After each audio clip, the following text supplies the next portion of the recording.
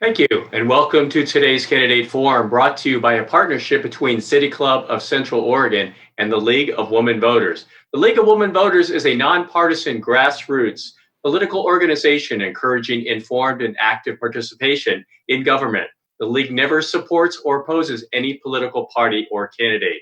Thank you for joining us. We do apologize for the delay and glad that you are here with us for today's candidate forum, where we're hosting the Democratic candidates for the 2nd Congressional District. My name is Mike Fisher, and I'm honored to serve as the moderator. By day, I am a business analyst. By night, I am a sportscaster, stage actor, MC, host, and producer of the syndicated Ultimate Oldies show, and a radio and print journalist. I was also an originating member of the Ben 2030 Vision Task Force. I'd like to give a shout out to City Club's platinum sponsors, Brooks Resources and St. Charles Health System. Without their support and the support of our other annual sponsors, we would not be able to bring you today's live stream. Now, in these unprecedented times, City Club is temporarily moving from live gatherings to completely online offerings that are free to the public. City Club is committed to continuing conversations of consequence in our region. As we adjust to the new normal, we hope you'll continue to engage and support our efforts. If you watch today and enjoy, please consider making a donation. To donate, please go to City Club's website at www.cityclubco.org. Today's live stream would not be possible without Hand in Hand Productions. City Club is proud to partner with Matt Hand as we venture into this brave new digital world. Thanks so much for all that you are doing for our community, Matt, as we enter the new normal. Also want to send a thank you out to our Democratic primary candidates, Nick Heuertz, John Holm, Alex Spenser, and Chris Vaughn, for taking time to participate in today's forum. We appreciate the gravity of committing to run for political office. Our goal is to provide an opportunity for fair and civil discourse. Candidate Jack Howard did not accept our invitation to participate in today's forum. Oregon's 2nd Congressional District is located in the eastern portion of our state. The district includes Baker, Crook, Deschutes, Gilliam, Grant, Harney, Hood River, Jackson, Jefferson, Klamath, Lake, Mulhare, Morrow, Sherman, Umatilla, Union, Wallowa, Wasco, and Wheeler counties, and a little part of Josephine County. We will commence with opening statements. Each candidate will have 2 minutes, and then the response to each question is rotated so that each candidate will answer the question in a different sequence. Candidates will have 90 seconds to respond to each question. At the end, each candidate may offer a 2-minute closing statement in reverse order of our opening statements. Let's get started. Opening statements will be offered in the following order: Alex, Chris, Nick, and then John. So Alex, would you please offer your opening statement? Thank you so much. I really appreciate being here. I want to thank the League of Women Voters of Deschutes County and City Club for bringing us together this evening. I am Alex Spenser, and I want to be your voice in Congress. Please visit my website at spenser2020.com. There you'll find a page entitled Pandemic Support. That page is a list of organizations on the front lines of this pandemic in our local area. If you're looking to donate, please donate there first. There are folks without food tonight, and there are folks unable to pay rent this month. These organizations are working to ensure our families are getting the support they need. And please feel free to email me at spenser@spenser2020.com if you have any questions that you'd like answered in addition to those we're answering this evening. I've been listening to the individual voices that make up the diverse fabric of our district. I traveled more than 6,200 miles before working from home to protect the most vulnerable in our society during this pandemic. Along the way, I met folks from 15 counties, and I still hope to reach the other 5. I heard from small business owners, retired teachers, farmers, and families. From folks like you, I've learned that while healthcare from head to toe, access to clean, cold, healthy water, and creating, restoring, and maintaining our infrastructure are all important, our greatest challenge is healing the divisiveness we all feel on a visceral level.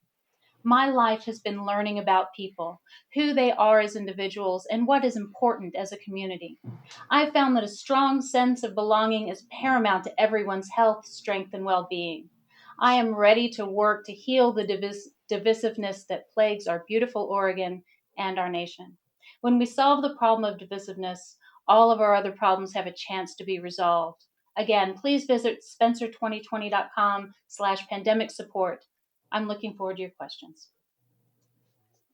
Thank you, Alex. Chris, would you like to offer your opening statement, please? Sure. I'd like to thank the Deschutes League of Women Voters and the City Club of Bend for having me on this forum. My name is Chris Vaughn, and the reason why I'm running for Congress, one of the main reasons, is because I feel like Congress should look like the people that it represents. It should be made up of people with different ethnic backgrounds and different religions, and it should also be made up of people with different economic backgrounds. I want to give working class people a voice in Washington. I feel like the majority of congressmen are either millionaires or very wealthy. They're the main percentage of Congress is that, and I feel like that the vast majority of people are working class Americans. They don't understand what it's like to be wealthy or to be a millionaire, and so we need to have representation in Congress that understands what that's like. I'm somebody that can understand what it's like to live paycheck to paycheck. I can understand what it's like to not be able to afford health care. And I'm going to fight for those things when I get to Congress. I'm going to fight for a $15 minimum wage. I'm going to fight for a Green New Deal. I'm going to fight for immigration reform and to get rid of the detention centers to keep immigrant families together. I'm going to fight climate change. And those are just a few of the progressive things that I want to fight for when I get to Washington. And so I feel like that I'm going to represent the working class. I want to help restore labor unions. I think that there's too many regulations that have kind of wiped out the labor unions back in the 1950s and 60s. We had a good economy, but we had a much higher tax rate for corporations and for individuals. And I think we need to go back to that type of a tax rate because the economy will do much better than it does under the trickle-down economics that we've had since the 1980s. And if you vote to send me to Congress, those are just a few of the progressive values that I will fight for. Thank you. Thank you, Chris. Nick, your 2 minutes start now. Thank you, and thank you everybody for having me, and thank you for all the viewers for watching. My name is Nick Heuertz, and I'm running for office because I feel like our country is at a tipping point. Our Earth, as we know it, is literally dying, and our economy isn't working for anybody other than the monopolies, duopolies, and Wall Street. And our government just isn't representing its people. As a small business owner and growing up here in the district on a small farm, I've seen firsthand what the monopolies and duopolies have done to basically take over our economy and our government. Our system's broken because we allow legal bribery. So those with the most money get what they want. If we want to get what we want, then we have to fix the system first. The good news is that on the majority of the issues of the day, we have the majority of the American public on our side. Things like universal health care. Everybody wants their family to be able to get health care without going broke or even dying because they can't afford overpriced health care. Everybody agrees in investment in renewable infrastructure to create millions of new jobs. So if we want to get those things, we have to do one thing first, and that's get big money out of politics. And I have a plan to do that. So the first step is to get rid of Citizens United, which currently allows companies to give dark money. And the second step is to work around the Electoral College via the National Popular Vote Initiative, which would give the vote back to the people. All the other steps are on my website, too many to go over right here. But if we do all those things, then we can start to legislate the things that the will of the people, really, like universal health care, the Green New Deal, which creates millions of new sustainable jobs. So if we can do that, the path to doing that is to educate and motivate the voters. If we can motivate the voters to come out in record numbers, then we can get in there, make the systemic changes that we need to make, and then tip the country back in the right direction. Thank you. Thank you, Nick. And John, your opening statement, please. Thank you for having me. Let me start with, I'm John Holm from Medford, Oregon. I was born in Grants Pass, and I've kept my home in the Rogue Valley my whole life. As a Democratic strategist for the last 15 plus years, I've had to work in more than just Oregon, but I could never leave this area. I've been a business owner, a member of the Grocers Union, a real estate broker, and I've had to navigate the system being on disability since a series of accidents here to my ability to work over 20 years ago. I'm running for Congress because Republicans have been working in their own self-interest, ignoring the needs of Oregonians for too long. The policies supported by Greg Walden have been harmful to our climate, having led to poor forestry and public lands management policies, and left too many Oregons behind when it comes to healthcare, jobs, and education. We need someone representing Oregon's 2nd District who will be an employee of the people, who will listen to the needs of the people throughout the district and work hard in Congress to improve overall quality of life. I have a fire in my belly, ready for the huge fight uphill. 2021 will be like what FDR had to do during the Depression. We need to put systems in place to make sure everyone can get access to health care, to make sure everyone can stay in their homes, have access to food and water, and other critical resources and services. We can take this as an opportunity to rebuild some of our failing systems and rebuild ourselves out of this problem by tackling our backlogged infrastructure projects with our green energy approach. My father is a lineman for a power company in the 70s, was always passionate about Oregon's potential to be a West Coast natural power generator. He installed in me the same passion for bringing Oregon into the future with green energy policies and practices that protect our climate and our world, generate green jobs, as well as building wealth. This virus has caused everything to come to a standstill. This is an incredible, difficult time for a lot of people. One way we can fight positivity is to look to the future. Right now, we have a great moment to step in to make changes that we haven't been able to make before, that our prior elected officials failed to make. I believe we can join together to build a better Oregon, and I'm stepping up to lead us into that future. Thank you. Thank you, John. Now we will commence with questions, and you will have 90 seconds to respond to each question. As noted, we will rotate the order of each sequence of questions, and Nick, you will have the opportunity to respond to our initial question first. What are the particular skills, education, and experience that qualify you to be an effective representative in Congress? Thank you. Good question. I feel like the fact that I was raised on a small farm here in the district gives me special insight into the people of the district, all the way across Eastern Oregon and down here in Southern Oregon. Since then, since growing up on a small farm, I started my own business, and my own business took me through the last 20 years of my life. And what I learned operating a small business was a lot about how the economy really works, how you have to invest in a business to make it grow is the same way you have to invest in government. It's not so much if we spend money, but how we spend it and spending it the right way. Investing in infrastructure has shown in the past that every dollar that we spend in infrastructure turns into $2 of economic growth. So I've learned from business on how to invest in the people, and in this case, also in the planet, in order to create economic growth. Thirdly, I volunteered and on nonprofit board locally here in Medford for the last 10 years or so. And that really taught me how to work with a small group of people to solve large problems, how to operate navigate a boardroom efficiently, and also gave me a lot of experience with fundraisers. I was able to run large fundraisers where we could bring in tens of thousands of dollars in an evening. And then the last 2 years since I wound down my business, I have spent volunteering and working on other campaigns, which has shown me the ins and outs of how to win a campaign, running a social media campaign, and how to legislate. It looks like my time's up. Thank you. Great. Thank you, Nick. John, same question. Thank you.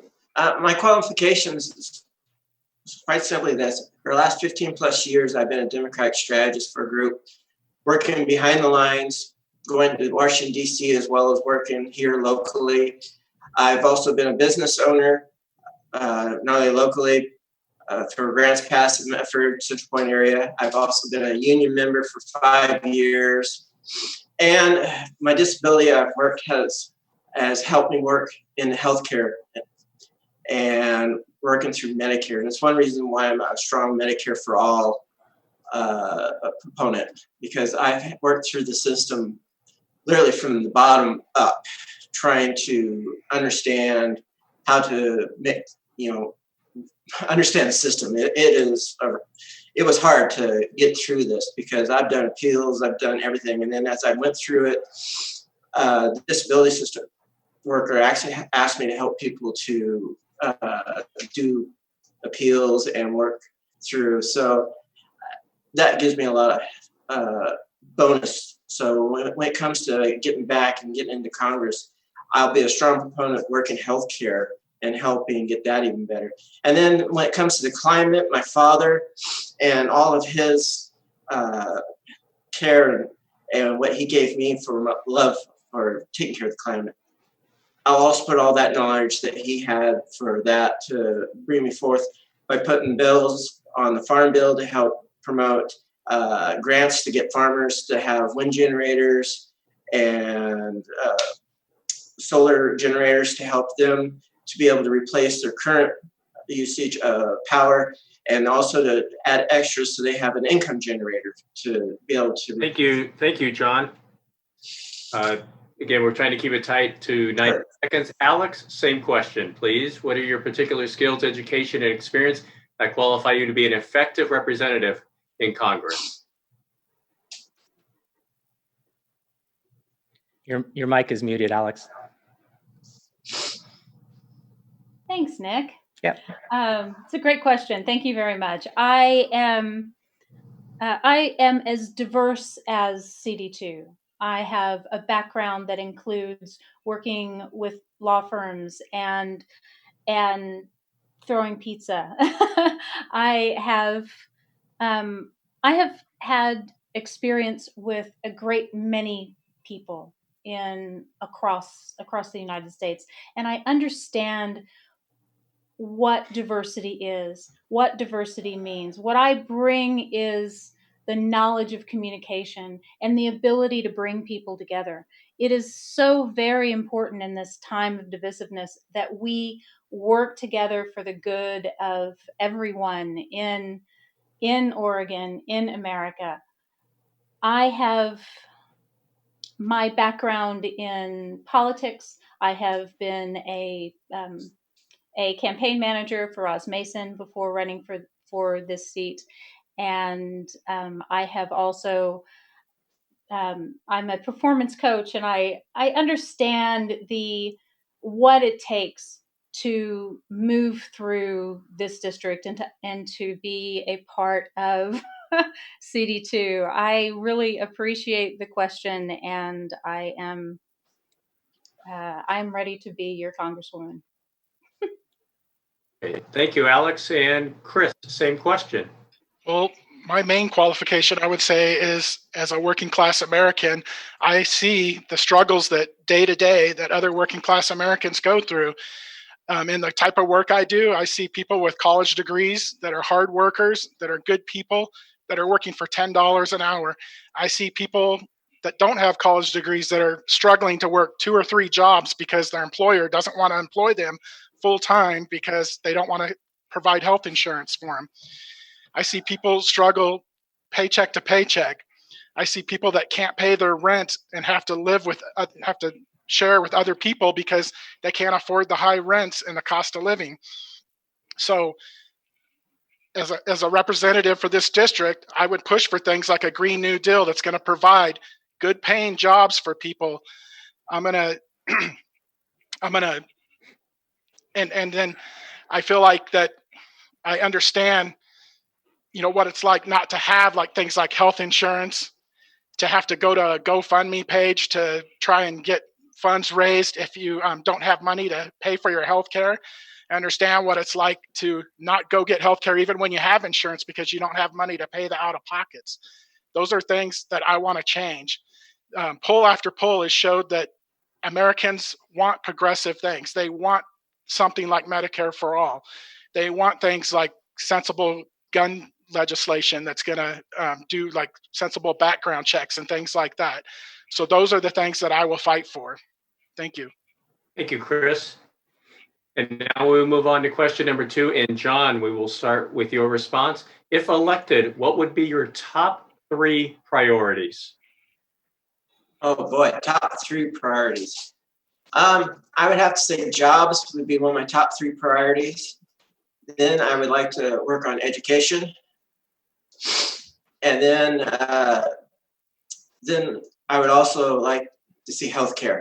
But when we do jobs, we have to make sure we include the climate in everything that we do when we're working on jobs. Because the thing is when you're working on getting people back to work, you also have to keep the climate in mind. Because when you're building and working, you have to be mindful of the earth, because we're only on this earth for a short period of time.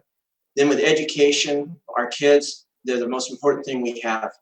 And we have to keep thinking about the technology today, and we have to bring our kids up to be able to handle the new technology today, because even farms are using technology. So we have to increase the funding for them. And then finally, with healthcare, this virus has shown that healthcare needs to be better handled. We need more money to handle our healthcare, so we bring our healthcare out of the dark ages. Just what's been done lately, it's totally out of hand and totally ridiculous. So I want to bring more rural healthcare systems available, so we either get transportation to get the patients to the healthcare or get more clinics out to them. So I think my time goes almost up, so I'll just say thank you at that point. Great. Thank you, John. Alex, same question. If elected, what would be your top 3 priorities? First, of course, thank you so much for the question. First, of course, is healing the divisiveness that we find ourselves in. This is, we cannot do anything until we come together and communicate with each other, until we don't feel the divide between the left and the right, progressives and conservatives. Until we can work together, we can't do anything else. The next step after that is healthcare. This pandemic has proven that we need and deserve universal healthcare. That is a not-for-profit system. That is a system that doesn't profit on the suffering of others. A universal health plan that can handle an America in crisis. And third, I would say we need access to broadband internet for everyone's safety and well-being, especially in times like these. We need to know that our children are going to be educated, and we need to know that everyone can communicate like this, so that people can feel worth and can still work even if in a virtual environment. These things, I think, are paramount in the world today, and the very first thing we have to do is learn to communicate with each other.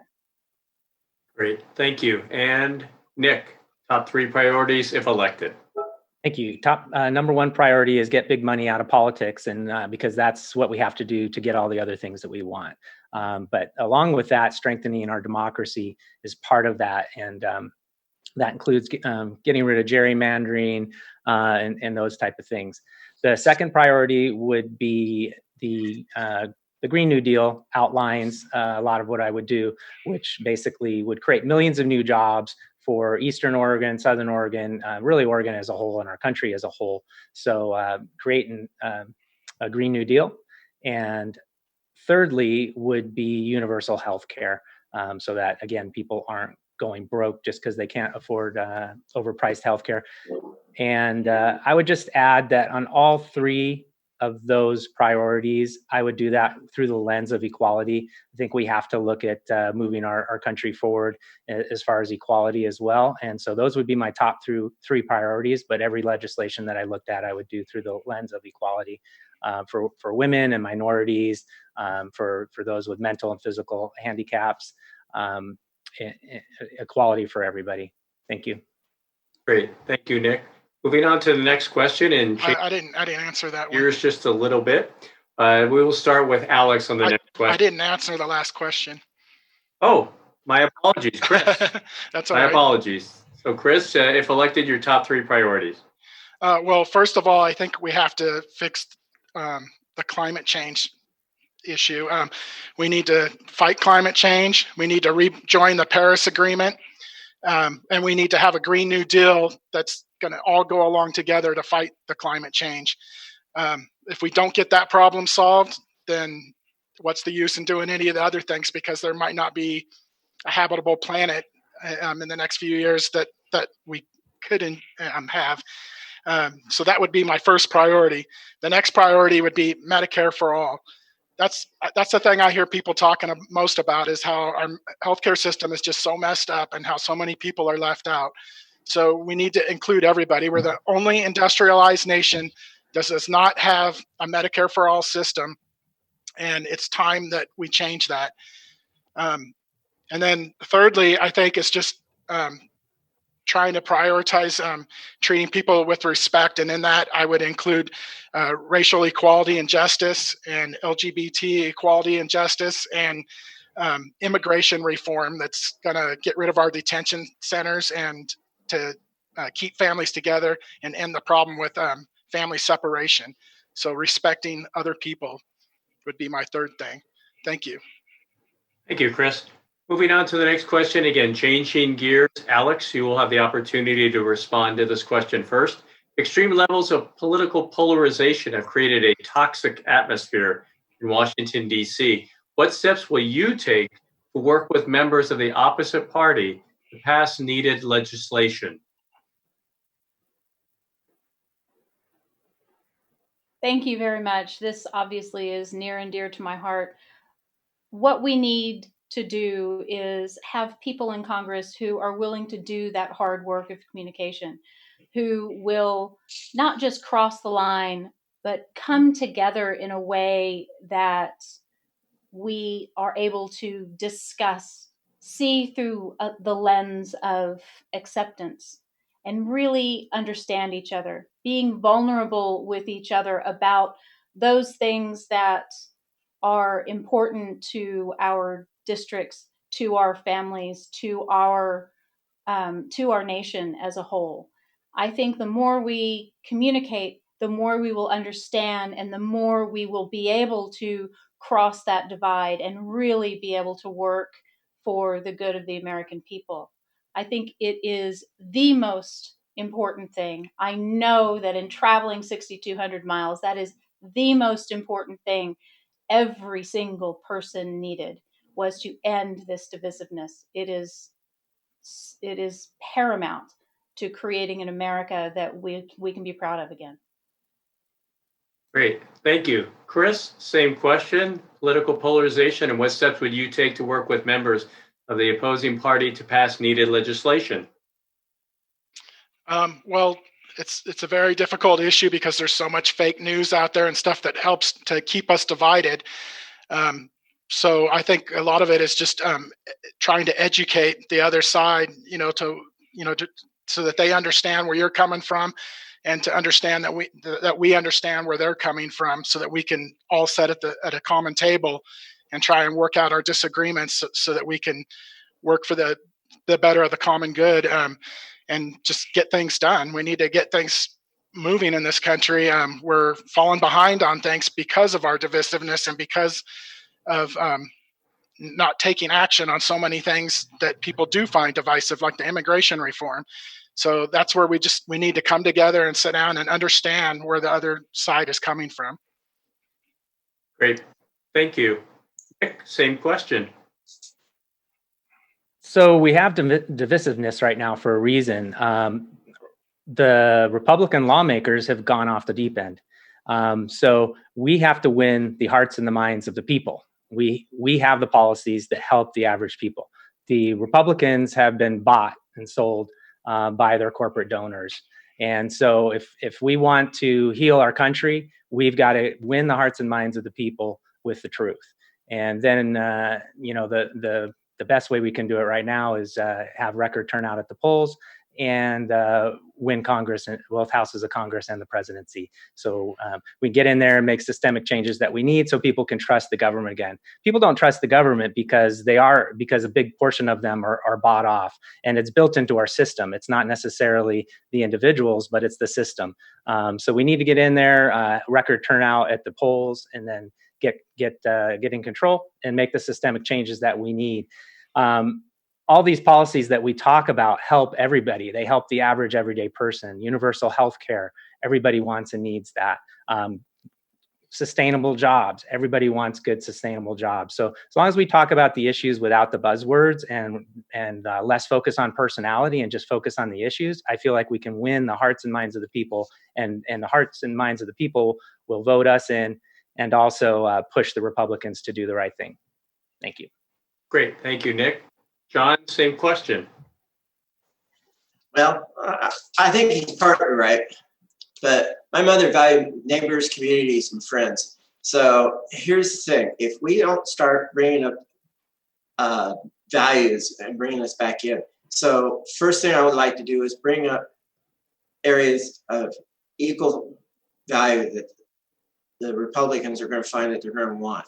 And one of the items that I know that they're going to want is like the grants for doing for the farms where the generators, the solar and wind generators, that's something that the farms are going to want in the Midwest. Finding other items of common interest.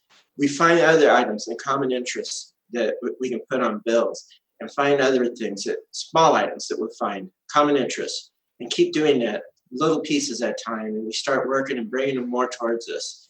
We can't do big items at first because we're just too polarized. Polarization has built too big of a gap right now. But some of the new people that are on there, we can start bringing in and start getting people to work with us, and they'll start destroying the polarization. So we have to start working with small items that work to our favor. And some things may be, nothing more than just changing voter by mail. Just find little items that we can just get them to work with us on. So that's how I would do it. Thank you. Thank you, John. We'll move on to the next question. And Chris, you will have the opportunity to respond to this next question first. Next couple of questions will be basically ripped from the headlines. Describe your knowledge of the lack of affordable housing within the 2nd District and your ideas for dealing with it. Well, thank you for the question. This is a huge issue. We have a huge problem with affordable housing right now, and I think that we need to, first of all, we need to invest billions of dollars into providing low-income housing for homeless and low-income individuals, because the main thing that a homeless person needs is a home. That's just the main part of it. They need a home, they need a place to live, and so we need to do something to take care of that. Secondly, we need to come up with some programs that are going to provide more housing. So that would maybe, I've seen where other communities have done things where they've built like tiny home communities and things like that for low-income people, just to maybe live there for a while to get off their feet until they can get into better housing. But at least, they have a place where they can go to. And I think another thing is just, at least in our state, I think we need some kind of rent control, because the rent has just gone crazy. And I know we've tried to do things on that recently with some of the things that have been passed recently, but we might have to go further than that. And so that's where I would look at, is just investing a lot of money in building new low-income housing and some type of rent control. Thank you. Great. Thank you, Chris. Nick, your ideas on dealing with the affordable housing issue. So I absolutely believe we need national rent control. We need to subsidize affordable housing. That's the direct issue. And then also we need to have a workers' bill of rights is what I propose. And basically people need to be able to make enough to afford housing. So we start with a $15 plus minimum wage, and I have the rest of it listed on my website. Again, more than I can go over right here. But a workers' bill of rights will help people so that they can afford it. Secondarily, or thirdly, I guess I should say, we need to have kind of a separate but related problem is mental health and drug use. And so we have to fund proper mental health care, which would come with a universal health care program, hopefully, and facilities for those people who need mental help. And then also treatment for those addicted to drugs. I think all those things have to work together in a way where we can solve the housing crisis that we have in our country right now. Thank you. Nick, John, your ideas on dealing with affordable housing issues in the 2nd District. Well, as usual, more funding is always going to be needed. But as an ex-realtor, you got to look at rent control versus wages. Everybody says $15 living wage. Problem is, a living wage can't always be $15 because in some areas, like in the Medford area, living wage is higher than $15. So I want to say living wage, not $15 minimum wage, because $15 isn't always correct. Next, I like to look at projects that would remodel warehouses and apartments for low income, because there's so many empty buildings that could have a chance to be changed over. Then another idea that I had was, could we do something like we did in the 1940s, where they took Quonset homes and built them, and for the soldiers when they came home from World War II?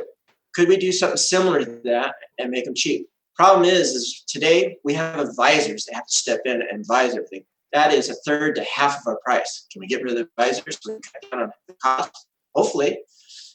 Are there other ways we can do this? Maybe pass the ownership, eliminate barriers like student debt, stop no-fault evictions, index minimum wage to cost of living. There are so many other ideas we can do, but this is just a start of things that we need to start on affordable housing.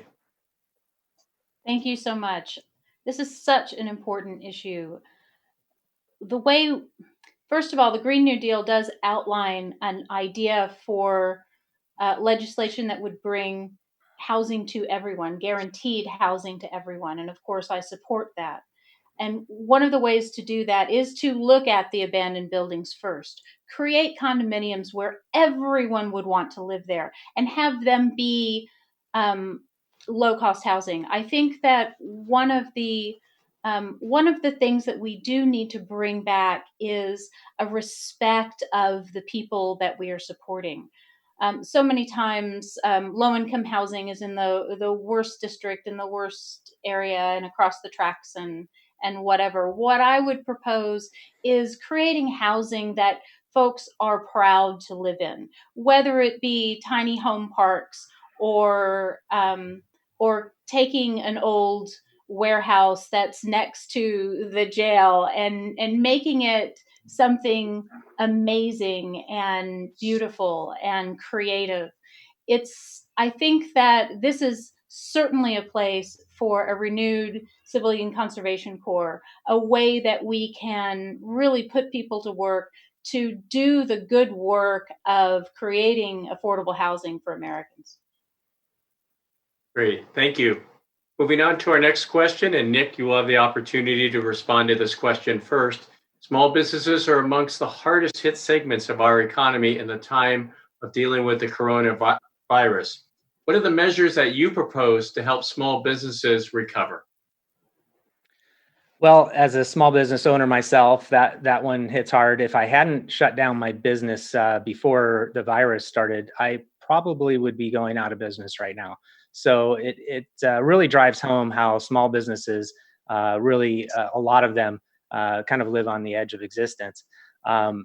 So there's a lot of things we can do. One of the things I think we need to do long term for small businesses is make a new category for small businesses. Right now, I believe nationally, anything under 500 employees is considered a small business, and that doesn't matter how much they make. They can make billions and trillions of dollars, and they still get a lot of the same breaks as a small business. So I think we need to make a true category for small businesses. It should be based off of how much profit that they bring in, and we should help small businesses with low interest loans, grants, and things like that. So there's already a lot of programs for small businesses, but we need to increase those and also make a category that's truly small businesses get them. What happened with the coronavirus here is that we've made these programs to help small businesses, but a lot of the big corporations ate up all the money, and the money didn't get to the small businesses. So I think that's one of the main things we can do for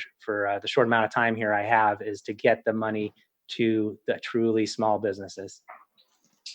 Great, thank you. John, same question. Well, one of the things I would like to see is maybe get more money from small business, but we also need to change the rules on how they get it. Because some of the small businesses, if you have a minor conviction on your record, you're not going to get any money. So no matter how small it is, it's going to affect you. Or because I know there's some small businesses that actually gave some criminals a chance to, that got out of jail, that giving them a second chance. These guys should not be affected by this. And then there's other small rule changes that we could do that open things up, that are people that are trying to give people second chances. There's a lot of different rules that we need to go in and redo so we give these small businesses extra chances. And a lot of these people are ones that basically they're Democratic supporters that are affected, that are not able to get a hold of this money, and there's just any little reason that they're being refused on. And it's really what you call chintzy reasons that they're being refused on. And these rules need to be removed. So, and also I would like to see more opening up so that farms have better access, because they're small businesses too. So all of these things would be something I would open up so that we could add to this. Thank you. Great. Thank you, John. Alex, same question. What are your measures to propose to help small businesses recover from the coronavirus? Thank you very much. Yes, I think that we need to create incentives for new small businesses coming out of the pandemic. I see that things are changing and business is changing, and I can see a lot of new business evolving because of the pandemic. And I think we need something that will support that. I also think that we need to continue the loans, the paycheck loans that are coming out of the Congress right now, that are forgivable for an extended period of time past the time that we get our economy running again. I think that that is very supportive and something that all small businesses are going to need. And touching on something that John mentioned, we need to eliminate the black box. So they had an initiative in Chicago to eliminate the black box on employment applications, and that box is the box that is checked if you have been a criminal, if you have a felony or a misdemeanor, and that is such a point of discrimination. And now today they're doing exactly the same thing. Small business owners that have worked their tails off to provide something for their communities are not getting the support that they deserve. And so I think we need to end the black box here. Thank you, Alex. And Chris, same question, please. Well, first of all, in the long term, I think going to a Medicare for All system will help small businesses because they will no longer have to worry about trying to provide health care to their employees. And so that'll make it easier for them to compete with the big companies. But in regards to the COVID-19, I think one thing we could do is look at what other countries are doing successfully. So right now in Germany, 95% of all workers are still employed, even though they're in isolation right now. And the reason for that is because any company is able to apply with the government for a program that pays workers 60% of their normal wages while they're in isolation. So these employees stay employed while they're going through isolation, but they're getting money and they're getting it right now. They're getting it right away. They're not having to apply for it or anything. And technically 95% of them are still employed. So when they get out of isolation, they'll just be able to go back and start going back to work with their normal employers. The way we're doing it here, we're making people jump through hoops to apply for all these loans with all these stipulations, and the money's still not flowing out. I have a very good friend that just bad timing, but like about a week or two before we went into isolation, she obtained a small space for her to do a business out of. And she invested several $1,000s in remodeling the space and getting it ready to go. And she hasn't even been able to use it yet because of the isolation. But yet she has no money coming in because of all the red tape and stuff that's going through with trying to get these loans that they're being offered. So I think we can make changes by looking at what other countries are doing well. Thank you. Thank you, Chris. Next question, and John, you will have the opportunity to respond to this question first. You support federal funding for Planned Parenthood and rights to privacy in healthcare decisions. I do, actually. When it comes to healthcare, a woman's right to her body is basically unequivocal.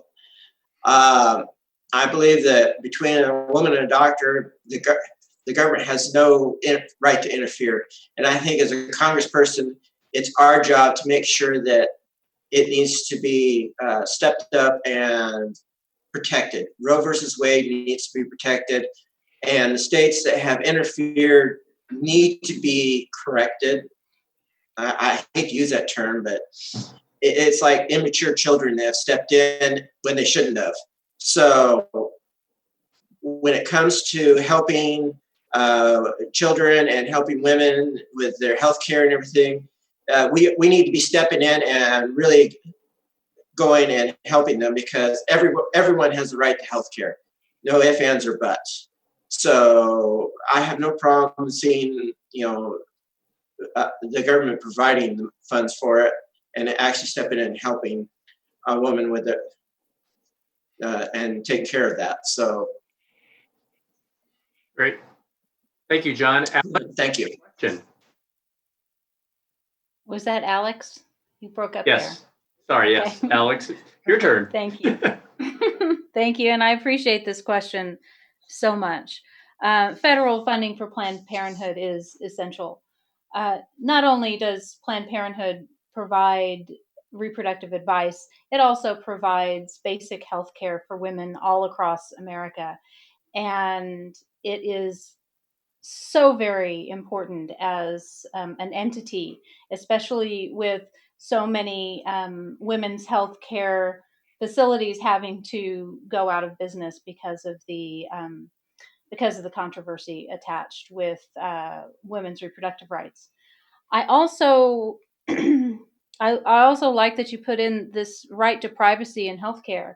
When I look at reproductive rights, I look at autonomy, and autonomy is for everyone. It covers everyone. And what I would like to see is a constitutional amendment that states that everyone has the right to their own autonomy, whether it be reproductive rights or dying with dignity. I feel like it is one of the paramount things that needs to happen in America for America to move forward and be who we need to be in this time of life.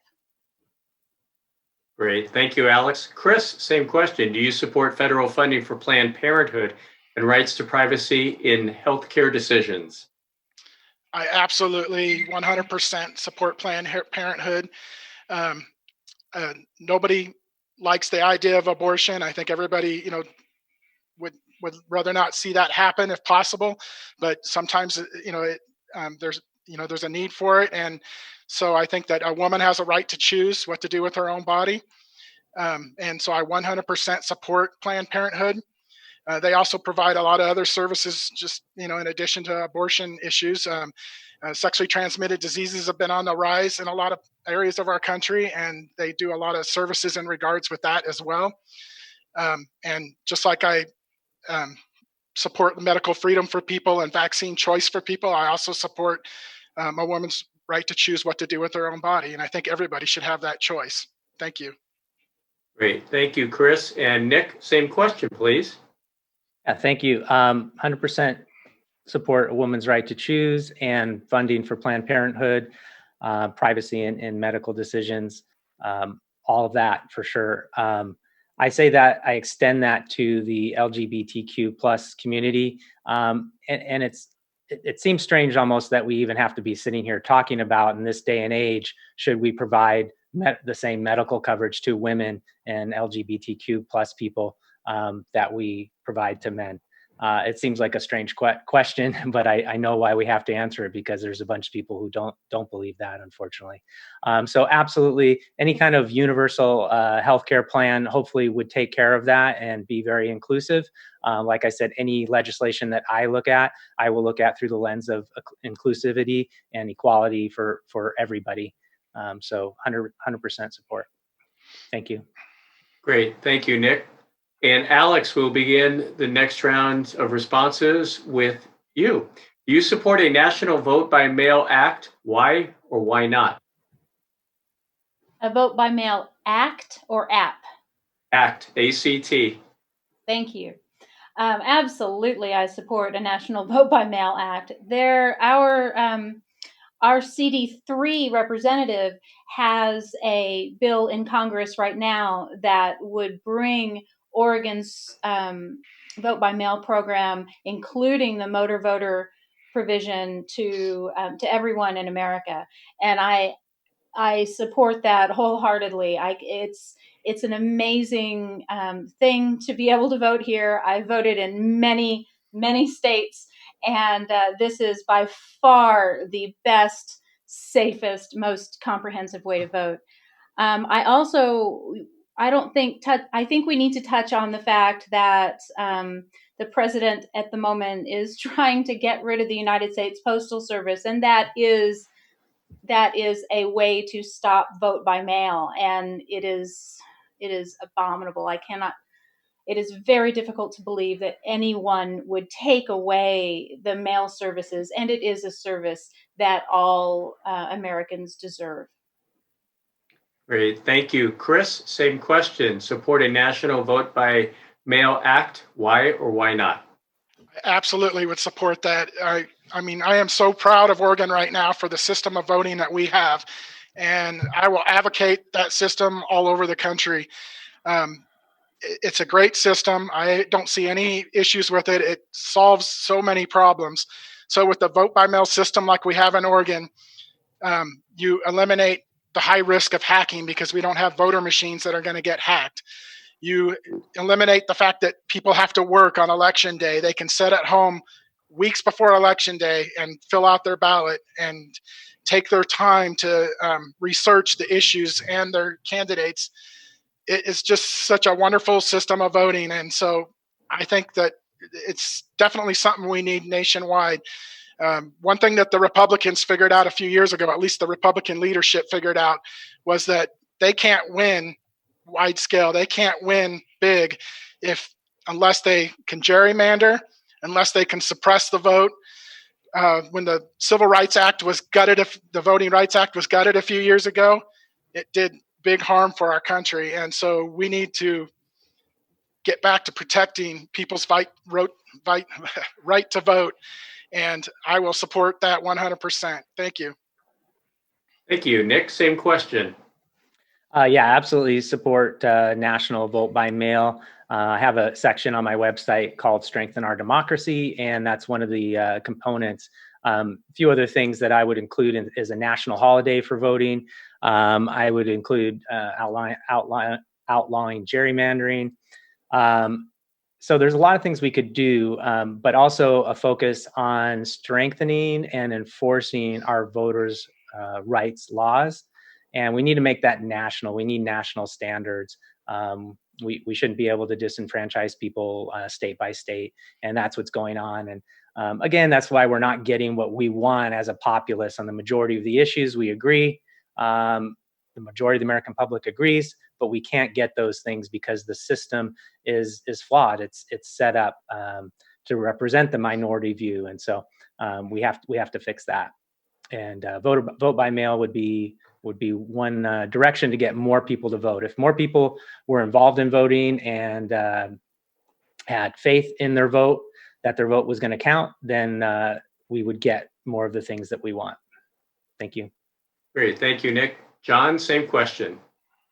Well, as only the third Democratic congressman person to sit in the seat, I would take the vote by mail experience that we've had for the last 20 years as an example to the Congress and show everything that we've done and use that as the next way to bring it national. We have plenty of stats to show that not only has it not been fraudulent or anything that Donald Trump has said has happened, and then we could use that to open up ways to expose other ways to get more voter ID laws taken down. It just opens up more ways to get more voting done and to rid of other voter suppression. So if we really want to open up the voting chances, let's start with taking our vote by mail to the nation. And as your next congressperson, that's what I would do. Thank you. Great. Thank you, John. Next round of questions. Chris, we will start with your response. Do you support efforts by water basin users and communities to identify and solve problems with water use in their areas? Absolutely. I mean, who would know better than what they need for use in their community? So, it definitely the majority of the decisions should be made by people on a local basis, and that's already an issue now. I know in many areas of our district, and it's going to continue to be even more of an issue as climate change continues to get worse. We're going to have more stress on our water supply, and it's going to become a bigger issue. So I would participate myself in helping with any issues like that as a representative of this district, but it really needs to, the majority of the decision needs to come from the people that live in that area to help solve their problem in that area. Thank you. Thank you, Chris. Nick, same question. Yeah, absolutely. I think the people of a local area or community are a big part in solving their own unique issues because, like Chris said, they're the ones that experience it. They're the ones that know the history of it. Every area is a little bit different. I've been speaking with people of the Klamath tribes, farmers in the Klamath County area, as well as working with some biologists and trying to come up with creative ways for healthy water. Again, a lot of times we talk about the things that separate us, but the things that unite us are as simple as we all want healthy water. And it's just about how we get there, and listening to all the people who are involved locally and who are affected by it and know the history is an important part of that.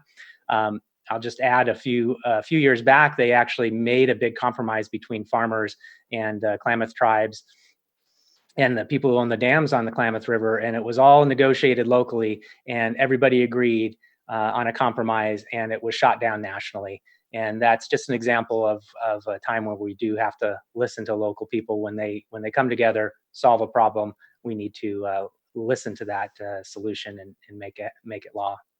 Thank you. Great. Thank you, Nick. John, same question. Do you support efforts by water basin users and communities to identify and solve problems with water use in their areas? As an ex-realtor, I actually know a little bit more about water rights than probably most do. And yeah, Washington doesn't know everything when it comes to water rights. So the local areas do know more about what's going on with the water than Washington would. So as your next congressperson, I would basically be more willing to sit back and help negotiate water rights rather than step in and stomp all over them. It's more important to let the locals handle what's going on than it is to walk all over what's going on. Because basically, we only live on this planet for a short time, so we got to make sure everybody has a chance to live on it. And when it comes to being able to irrigate and to drink, we have to be able to spread the water around. We have to be able to use water for planting. We also have to be able to use water for drinking.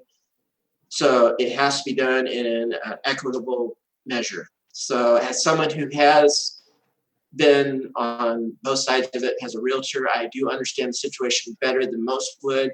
And someone going to Congress, I would be more than able to sit as a moderator rather than as someone that wants to step all over things. Thank you. Great. Thank you, John. Alex, same question.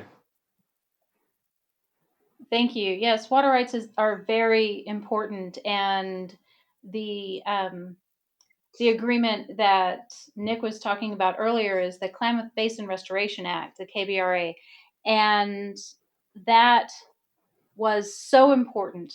And to have people over 10 years' time come together, everybody gave something away, and they came to a compromise, and it mattered when Greg Walden took that legislation and put it in a drawer. It never came to a vote in the House because he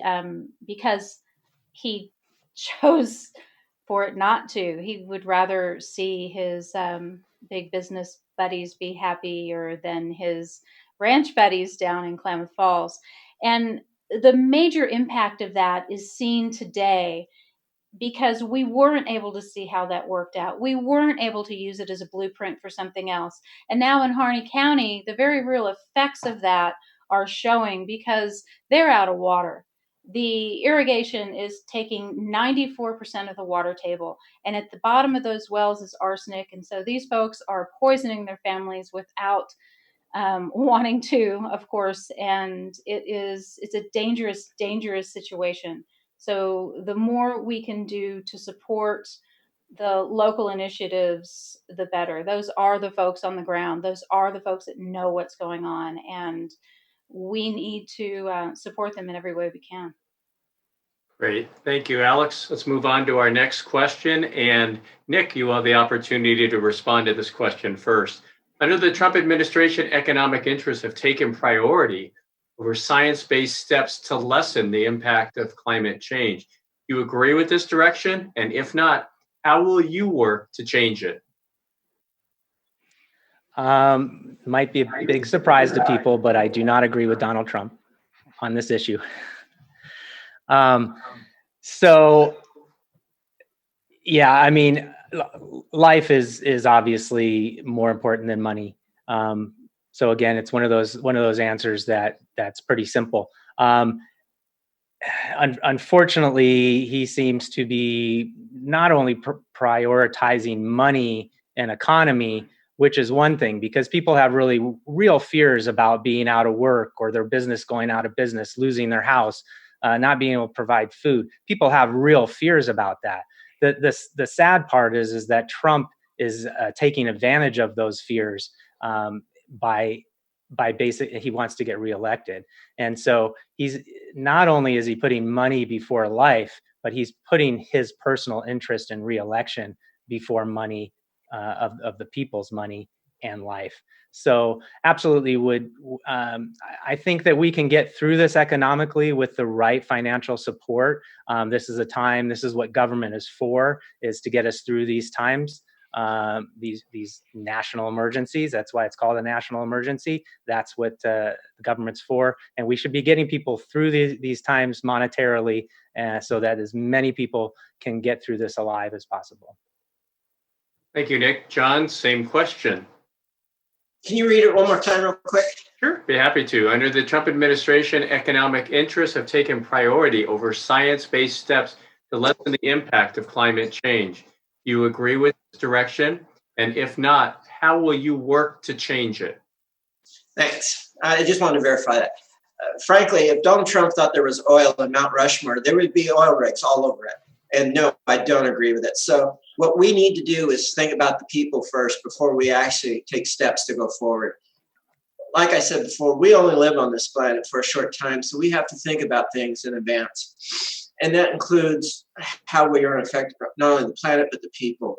So a lot of the things that I look at is like with the new Green Deal and thinking about Oregon being a natural power battery and grants for farms and for homes. We can do this in a farm bill, and there's already ones for the residential homes. Also looking at all future infrastructure reforming with look for the new Green Deal. That's something that we can look at for jobs and changing stuff, moving forward in the future. Only, doing this and thinking in advance and taking a step back. But even Jordan Cove is something that they push forward so fast without thinking about it. This is literally putting forward a possibility of a lit match. We can reduce our oil dependency so much by just putting up some solar panels, some windmills. We don't need the oil that much. Thank you. Great. Thank you, John. Alex, same question. Thank you so much. It's a very important issue, and of course, I believe in science that climate change is more important than the economy. I would, however, change our economy to a clean energy economy so that our economy is based in something that is sustainable, that does support all of us in every way. So I would look at community wind farms and solar arrays. I would look at sustainable sequestration avenues so that we can sequester the carbon in the ocean bottom for the next 1,000 years. I think that we have so much strength and ability in this area if we choose to, and it's time. And it's time again to embrace the climate accords, the Paris Climate Accords, and we need to look at extreme weather and climate change as the national emergency that it is. Great. Thank you, Alex. Chris, same question. Well, first of all, I want to say that I was looking at a list recently of different environmental legislation that Greg Walden voted against. And I would say it's safe to say that I would probably vote the opposite of him on every piece of environmental legislation. I think our environment is very important. I think that we need to get the issues solved with climate change and our environment, because planet Earth, which is showing us right now, if we don't fix it on our own, planet Earth is going to fix it for us. And so we need to do it before that comes about, because we need to have a habitable planet to live on. And so we need to transition from a fossil fuel economy to a sustainable economy by providing a Green New Deal with green jobs. Back in the 60s and 70s, we literally had rivers that were catching on fire. We had cities that were extremely polluted air-wise, which got better as we passed legislation to try and improve that over the decades, even though some places might still have bad pollution even nowadays. But I mean, it was much worse back in the 60s and 70s. And so now we see where Donald Trump is trying to reverse all of that. I don't know if it's his spite for Barack Obama that he just wants to reverse everything that Barack Obama did, in combination with him wanting to help his corporate friends and buddies that are contributing to his campaign. But we need to solve these issues, and that's what I will fight for when I get to Washington, D.C. Thank you. Great. Thank you, Chris. John, you will have the opportunity to offer the first response to the next question. Do you support campaign contribution limits, full disclosure, and that all political advertisements list the identities of entities providing the largest amounts for them? I've been a fighter against dark campaign money for quite a while. Right now, money does not speak. Anyone that does say that it should have a voice is out of their mind. Voters are the ones that vote, not cash. So we need to switch things over so that instead of donations from private sources, we need to have the state and the federal give each campaign a certain dollar amount. So that is what they run on for the primary and then for the main campaign election. And then we need to control how much advertising is done throughout the campaigns and by who it's done by, so that this is not out of control like it is right now. Because currently we have false advertising, we have gross negligence in our internet advertising, we have robo advertising that is totally out of control, that we don't even know who's running it. So contribution limits, like I said, money out of politics.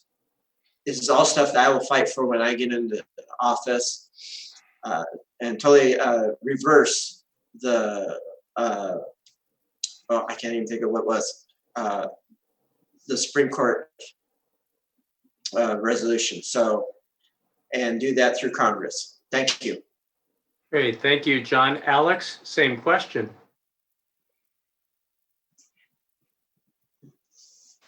Thank you. Yes, I apologize for that. I thank you for the question. Yes, it is ultimately important to repeal Citizens United, as John alluded to. It's the idea of a corporation being a person is ludicrous, and we need to take the money out of politics. We need to make it so that folks in in office reflect the makeup of America. First of all, we need, until the House and the Senate are 51% female, we do not reflect America. And as your first Congresswoman from CD2, then I really support that idea. Also, yes, I think that big advertisers or money behind advertisements, that needs to be expressed, and it needs to be part of the advertising regulations that we have to deal with right now. Are you stopping me? I suddenly saw you there. And anyway, it is time to end Citizens United and take the money out of politics. It's too important. We need to be doing it because we love it. We need to be doing it because we want to be servants of the people. And it is too important to leave to large corporations. Great. Thank you, Alex. Chris, same question. Do you support campaign contribution limits, full disclosure, and that all political advertisements list the entities providing the largest amounts for them? Yeah, I absolutely support that. I think that any advertisement should always say who is paying for it. I think Citizens United was one of the worst decisions as far as campaign funding goes. Corporations are not people, and right now corporations already have much more power than individual people in this country because they can spend so much money on paying for lobbyists to lobby Congress and things like that. So to also say that they can spend unlimited amounts of money on campaigns, it just isn't right.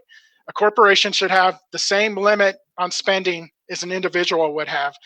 And if a corporation wants to contribute, then that's the limit they should have, is the same amount as any other person would have. That would be an equitable playing field that way. And I think that we also ought to look at either getting rid of PACs or at least putting a lot stricter rules on them to where we can actually see who is donating to them and who is spending the money on the various advertising. If we don't solve that problem, then it's going to be really hard to have a Congress that works for the people that it represents, because right now a vast majority of them, I believe, are working for the special interest and not the American people. Thank you.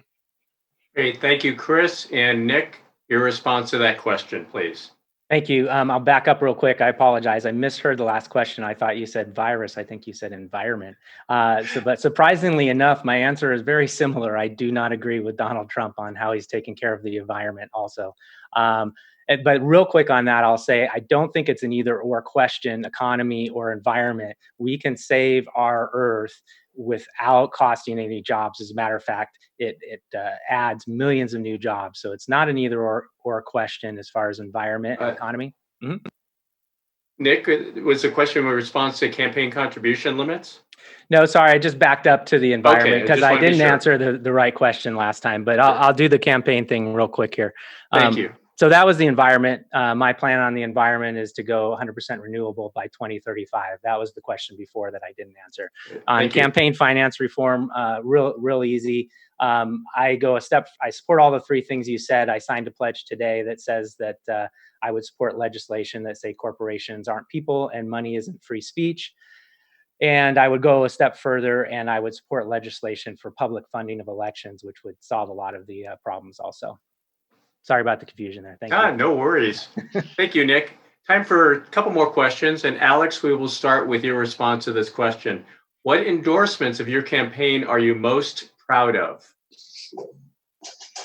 What endorsements of my campaign am I most proud of? Well, I have to say I'm most proud of the very first endorsement that I got, because without Roz Mason, I certainly wouldn't be here.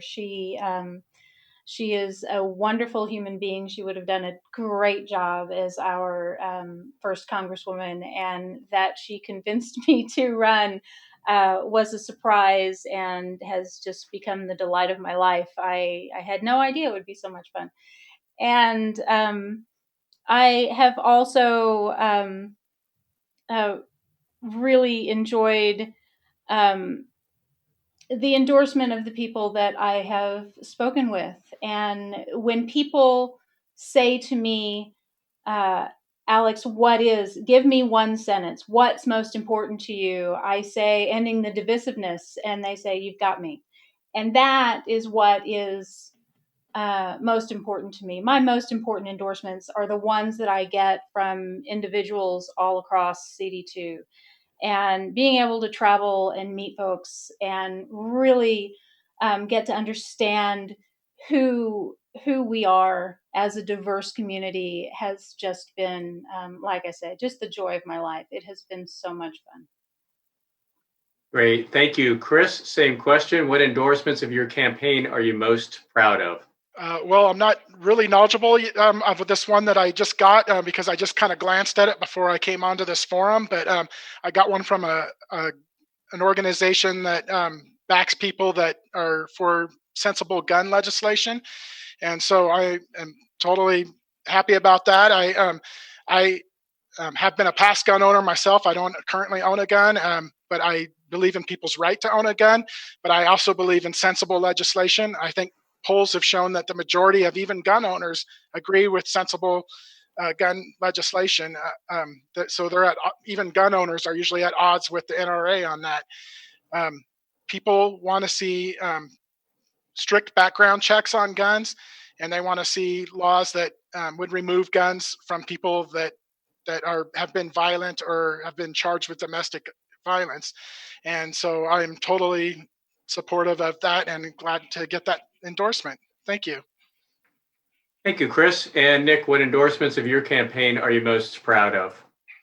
Well, I'm really proud of the fact that today I got the endorsement of the Progressive Party of Oregon, and I think that's perfect timing for the question, and it aligns with my campaign perfectly. My slogan is progress. I believe that we should be going forward. The current administration wants to take us backwards. They want to make America something it was in the past. America's been some good things in the past, but it's also been a lot of bad things in the past. I want to make progress. I want to move forward. I want to improve our economy. I want to improve equality. I want to improve our environment. So progress. So I'm really proud of the fact that I got that endorsement today. Thank you. Great. Thank you, Nick. And John, what endorsements of your campaign are you most proud of? Most of mine's just been from my friends in my community that have asked me to keep me from spreading myself out and keeping it on a straight and narrow and making sure that so I'm keeping it with just jobs, healthcare, and education, and watching out for our heroes from the front lines and our veterans, because they think that we spread ourselves too much as Democrats, and that's one of the reasons why we've been losing our elections. So by representing the individuals better, they think I'm doing a better job. So that's what I'm most proud of. Great. Thank you, John. And this will be our final question before we ask you to offer your closing statements. And we will start with Chris on the response to this question. What do you think is the most important mission in the elected position that you are seeking? Well, the most important mission for me is just to give working class people a seat at the table in Congress. Like I said earlier, I think that Congress should look like the people it represents, and I don't feel like that's the case right now. I think that the majority of Congress, at least if not totally supporting a lot of the corporations and big money interest, they at least give the appearance of that. And so I want to change that, and I am going to fight for working class Americans when I get to Congress. So I hope I can earn your support, and I hope you will vote for me. Thank you. Great. Nick, same question. So my mission is to fix our government first, fix our system. We need systemic change. We have to get people involved in voting, and people involved in believing in politicians or their representatives again. We can't do that when the system is broken. So my number one mission would be to fix the system. And in doing that, then we can go on and hopefully at the same time fix our environment, because we have to do that. It's essential. It's tied together. Universal health care would be an adjunct of that. but definitely fix our system and fix our environment would be my main missions. Great. Thank you, Nick. John, your response to the question, what do you think is the most important mission in the elected position you are seeking? Mine is going to be, especially after this coronavirus, is getting the state back up and running, because my feeling is after we get elected and 2021 starts, we're still not going to be up and running. So we're going to need to look at science or basics. We're going to have to look at our education system, friction for the Congress to be working at after they get back together for this fall. So I'm afraid it's going to be up to the newly elected ones to start working and get this really up and running for the rest of us. So that's where I see what we're going to have to start working at. And then after that, then it's going to be looking for new projects on how we're going to get the rest of the people to work. So that's where I'm looking at more green jobs and exactly what we can do from the moving up and moving forward, because the only thing we can do is to keep going forward into the future. Thank you. Great. Thank you, John. And Alex, your response to the most important mission in this election position that you are seeking.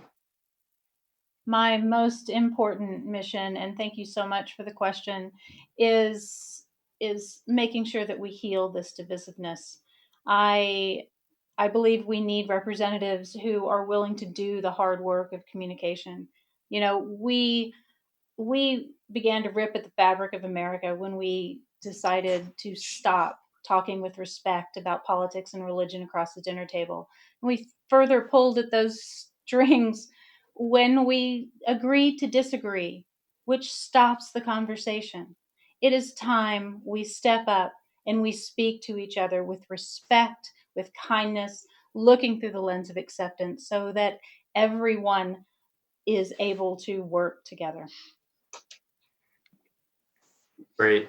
Thank you, Alex. And thank you for your responses to these questions, which were submitted in many cases by your potential constituents. We will now move on to closing statements, and we will do it in the reverse order of the opening statements that we'll offer. You will have 2 minutes for your closing statement, and we will go in the order of John, Nick, Alex, and Chris. So John, your closing statement, please. Well, thank you, Deschutes County, for having me. This race is going to be one of the bumpiest rides we've ever had, but I'm ready for it. As a strategist years ago, I attended political training. First with the Democrats, then with the Republicans. But if you're going to fight them, then you need to know their tricks. It was a disturbing experience, to say the least, but really made me see what we're up against when it comes to taking power away from Republicans, working in their own self-interest and in the interest of wealthy and big business, instead of in the interest of the people. And it's worth the fight. My mother believed that when communities work together, they become stronger, building ties between each other and creating relationships that lead to stronger systems. Education that prepares young people for the emerging industries of the future. Stronger communities with job opportunities that have a clear path to business ownership, as well as opportunities to build wealth that let us live in a better, greener world. I'm focusing on moving Oregon into the future so we can stay competitive with any other state when it comes to jobs and being a leader in green energy. We can prove to the world that we can do both. We can also show that in the rest of the country how to bring education into the 21st century. Right now, we have to restructure our approach to education with remote learning and access to technology becoming more important than ever. We need to significantly boost our funding for public education to become more sure we are fulfilling our obligation to our children, to provide them with a good education so they can be competitive in the emerging industries of the future. Last but not least, we can show how real communities can work together to achieve better living standards by improving our healthcare system. This is a human rights issue, and it's an economic issue. Our economy is driven by workers, and without a healthy workforce, we can't have a strong economy. This won't happen with a snap of the fingers, but we'll need a lot of work. Nothing good happens overnight, but it'll take shape if we work hard enough to achieve it. I would encourage you to go to johnholmforcongress.com, learn more about my platform and my vision for Oregon, and follow me on Facebook to participate in my Facebook Live town halls and get in touch with me about your concerns for the future. I want to work for you and help build a better Oregon together. Thank you.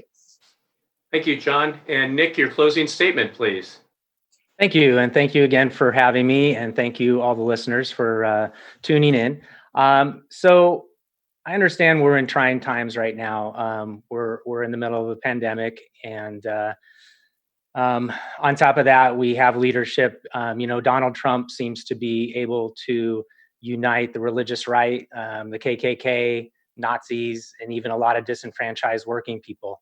And we Democrats can't seem to unite millennials and boomers.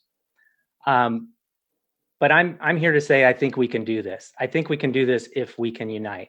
So I'm here to say that we should all unite together, whether you call yourself a progressive or a Democrat or a moderate, independent, non-affiliated voter, non-voter, and even some Republicans who are disenfranchised with the current administration.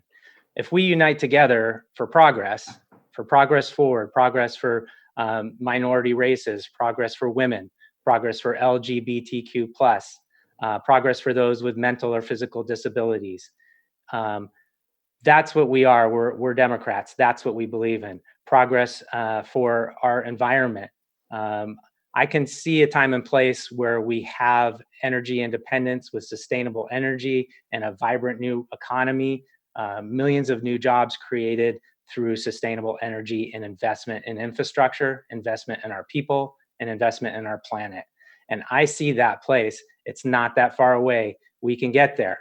We just have to educate, motivate, spread the word of progressive policies, and we can get there if we unite together for progress. And so I'm asking you to unite with me to get there. www.nickforcongress.com. It's just NIK, drop the C, forcongress.com.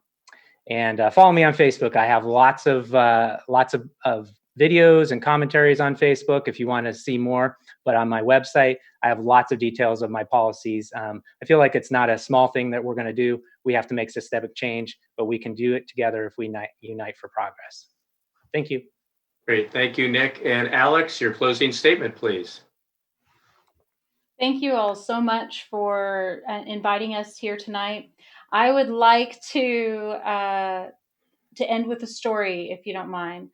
So at the beginning of my journey as a candidate for the U.S. House of Representatives, I did a TV interview, my very first time, anytime TV interview in a real studio and everything. And I walked in, and there was this table, and it was a tall table like what you see in a bar room, and it had these big old bar stools next to it.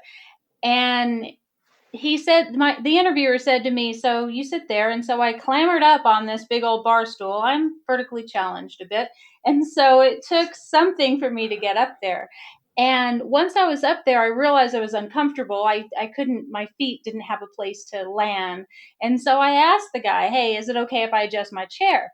He says to me, "Sure, but just be aware that when you adjust it, it goes down really fast." I'm like, it's the other adjustment that I need, the adjustment for the foot rest. And he said, "Well, I don't think it has one." And I said, I think it does. Do you mind?" And he said, "Sure, go ahead. You're welcome to try." So I basically fell off of the thing because it was so tall. I didn't fall. I clambered back down and got the footrest and put it in place and screwed in a little dealie and stepped on it, got back up on the chair and got comfortable. And I said, "Oh, thank you. I feel so much better. I appreciate you letting me do that." He said, "Alex, 1,000 people have sat in that chair. Every single one of them complained about it. You are the only one who got down and did something about it. You, Alex, are a problem solver, and that's why you're running for the U.S. House of Representatives." And he's right. That is what I'm doing. Please go to Spenser2020.com/pandemic support and choose one of those organizations to donate to. They really need our support right now. And if you do have any more questions, Spenser@Spenser2020.com. And I will be your voice in Congress. Thank you, Alex. And Chris, your closing statement, please. Well, once again, I'm running for Congress because I want Congress to look like the people it represents. And for me, that's a working class American. And I am somebody that understands what it's like for somebody to struggle to get by, to live paycheck to paycheck. I understand what it's like to have to rely on a GoFundMe to get medical care. I understand what it's like for you to not go to a doctor because you have insurance, but you can't afford out of pockets, or you can't afford your copay, or you can't afford the expensive cost of your medicine. And those are all things that I want to fight hard for to fix by providing Medicare for all for everyone. I want to fight for a Green New Deal to provide good jobs that are going to transition us from a fossil fuel economy to a sustainable economy. The other thing is just compassion for other people. I want to fight for racial justice and equality, for LGBTQ equality and justice. And I want to fight for compassion for immigration and migrant workers. The immigration problem has been going on for 30 years or more, and it's time that we get this problem solved. We need to fix that now and have comprehensive immigration reform. Also, I would like to see changes made in our government that would do a much better job in the future of dealing with a problem like the COVID-19 pandemic that we were going through right now. The $1,200 that people just recently got to help them to get through this, it's just not nearly enough. We need something like the $2,000 a month proposals that are being made. And in the future, we need something like the German economy is doing, like I had told you about, where the German government has 95% of their people are still employed because they are have a much better system in place that provides workers 60% of their income while they're in isolation. And I would like to see us implement something like that in the United States. Those are things that I will fight hard for. So I hope I can earn your support. I hope you will vote for me. Please go to my Facebook page and my website, and you can see more about where I stand on the issues. Thank you. And thank you to Nick Heuertz, John Holm, Alex Spenser, and Chris Vaughn for participating in today's forum. And thanks to the League of Women Voters for partnering with City Club to get this information out to you. Remember, if you enjoyed today's forum and would like to help cover the costs, please consider making a donation to the City Club on their website at cityclubco.org. You can also make a donation to the League of Women Voters on their website at lwbdeschutes.org. If you missed any of today's broadcast or would like to share it with your friends, they can hear an audio rebroadcast of today's forum on Thursday, April 20th at noon on 88.9 FM, KPOV, High Desert Community Radio in Central Oregon, and they are streaming online at kpov.org. Please stay engaged and watch the upcoming candidate forums. April 22nd at 5:30, we will feature the Republican candidates for the 2nd Congressional District.